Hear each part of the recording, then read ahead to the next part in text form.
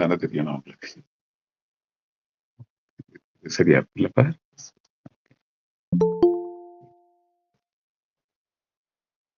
So only this. Originally it was big number.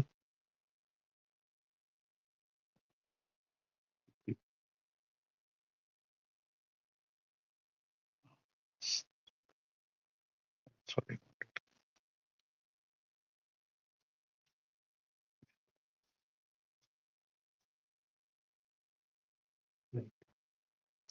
It is very clear.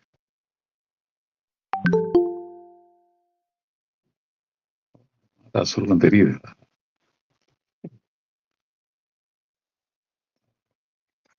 Good.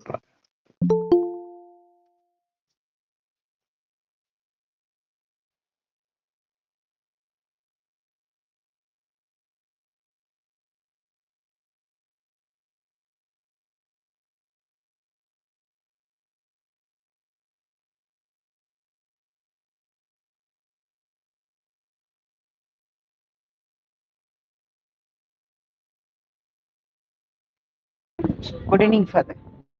Good evening.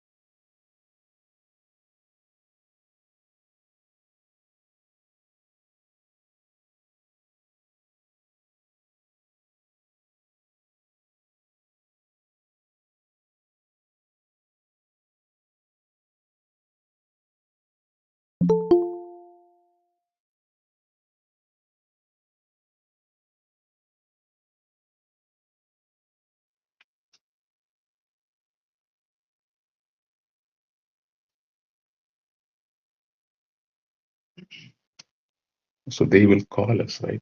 Yes.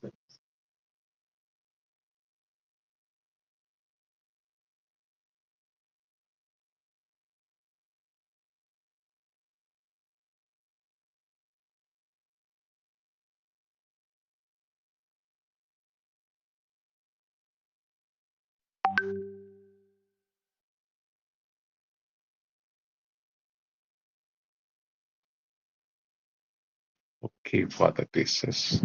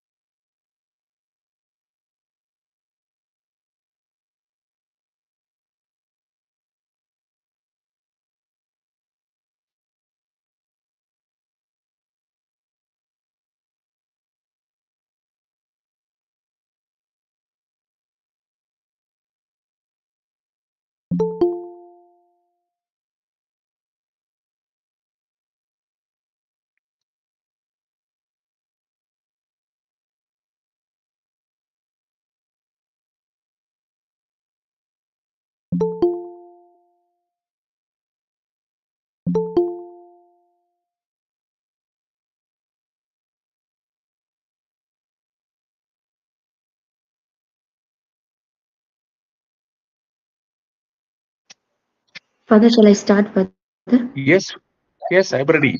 I'm ready. Yes, Father. Good evening, everyone. I'm Assistant Professor Mahalakshmi from Sacred Heart College. It's a great pleasure to welcome you all to the evening session of our FDP program. We are truly honored to have with us distinguished and compassionate resource person, Father Gnana. He is a dynamic and compassionate priest, currently serving as a full-time counselor at St. Mary's Church, Ooty, and at the Diocese of Ooty, with a master's degree in neurolinguistic programming from Florida University and a doctorate in counseling, California. He blends scientific wisdom to offer holistic counseling. He is deeply passionate about mental health and well-being, using a unique method that integrates modern psychological tools with spiritual principles. His approachable nature and visionary outlook make him a trusted mentor for individuals across all age groups.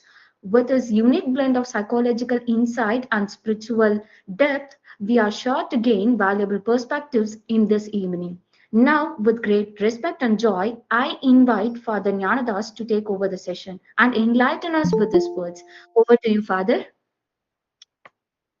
Very good evening to all Good of evening, Father. you. I'm so thrilled to talk to you as you are all joining this wonderful factor of the psychological practicum experience of our own being in this world, and especially the title they have given me to ponder over is that the spiritual well-being of all of us. And so I'm so delighted to thank you for having invited me, and let me go ahead with this wonderful plan that you have, especially to have a kind of an understanding of what exactly the spiritual being all of us have, and also to understand the contemplation of our own life as human beings in this world. I'm starting with something very interesting. While I was abroad in US, one day somebody called me. He was in his 40s. He called me to say, "Can I come and meet you? I have some questions." Because he introduced himself saying, "I'm an agnostic. I don't come to church. I don't believe in God. And I would like to come and discuss with you a few things. Would you mind talking to me?" So I had given him an appointment time and he came. And I had already instructed the secretary of the presbytery to tell me when he parks the car. And at that right time, he parked the car and he was walking in. And the secretary informed me, "Okay, your friend is coming." And then immediately what I did was I just went and opened the door. Probably you know the American culture, the respect that we give to anybody. One of the ways to give the respect also is to open the door for them. So what I did was I just opened the door for him and then immediately I welcomed him. And he was shocked. Oh my goodness.